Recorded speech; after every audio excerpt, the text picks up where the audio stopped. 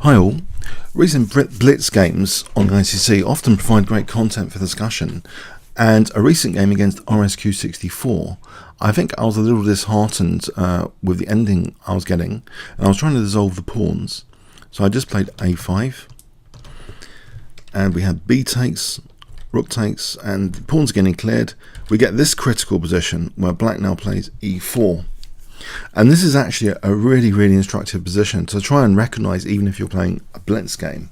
And it might happen after hours of a long game, and you don't want to, if you can salvage like half points, it's really worth knowing this sort of position. It's quite common. Rook and Pawn endings are quite common, and this is a really important position actually. The characteristics of it make it the Philidor's position. It's a very well known established position. Basically, a few conditions are met. My defending king is near the queening square of the pawn. Okay, so this pawn wants the queen at some point.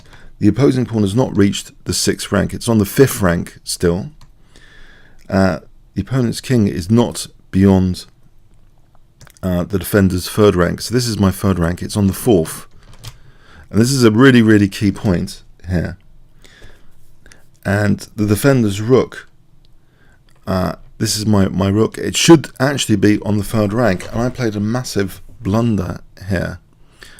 We could put on a Kibitzer as well, but also I'm going to be referring to a table base just to make absolutely sure.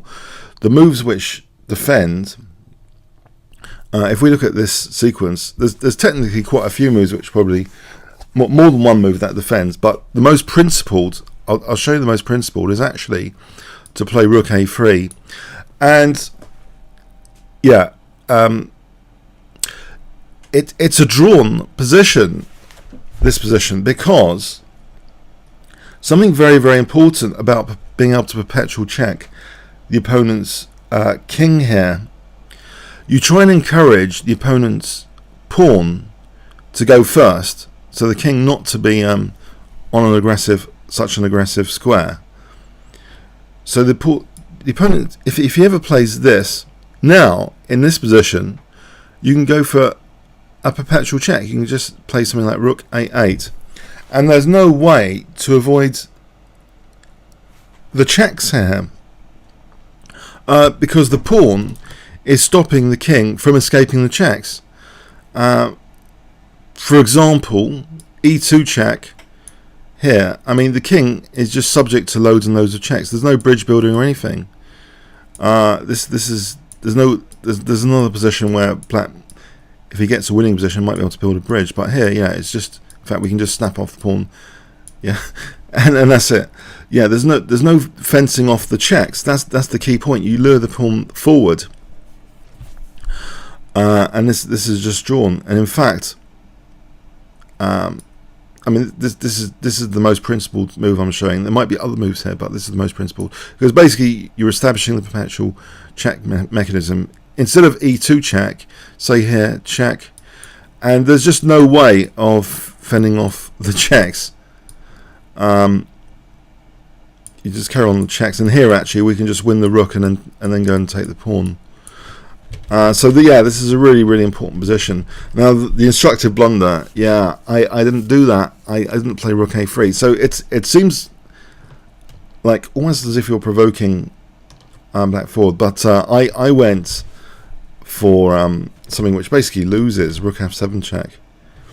This loses now because the king's coming to a really aggressive square, and now black can indulge in bridge building actually to drag the pawn down and get my king out of the area as well.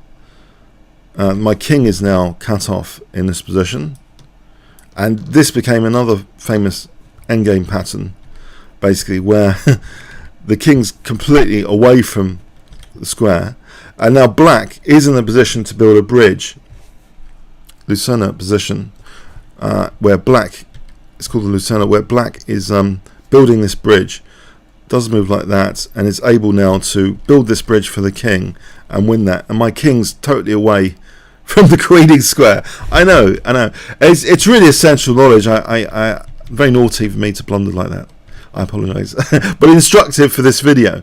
So just in case you get this sort of position, you've got to get the pawn moving first. And actually, I was actually coached this many years ago by international master Andrew Martin. I remember him giving. I had like very few coaching lessons, but that was one of them that struck in my mind. And I thought it was pretty nifty back then. There's a great wiki article on this as well, with virtually the same sort of position that occurred in my blitz game. It really is the same sort of position. So it's really important, this position. Now let's imagine that after Rook A3, Black tries to sort of wait around. So you just keep the Rook on the third rank. You just keep the Rook on the third rank until Black commits the pawn. So basically here you just keep it around. Here I think we just keep it around.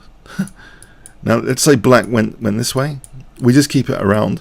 Here, third rank, bang, Rook G8. We go behind now, and the king can't be like evicted here. And then we start the checks. We just start the checks, and then it'll be a draw again. So a really important endgame position, and it's just amazing. It occurred, well, so classically in this blitz game. So Rook A3, and it's a draw. Yeah, it's a draw. It's something every player should know about Rook and Pawn ending. In fact, I might call the video that. It's something everyone should know about Rook and Pawn endings. There's two things though: the bridge building as well.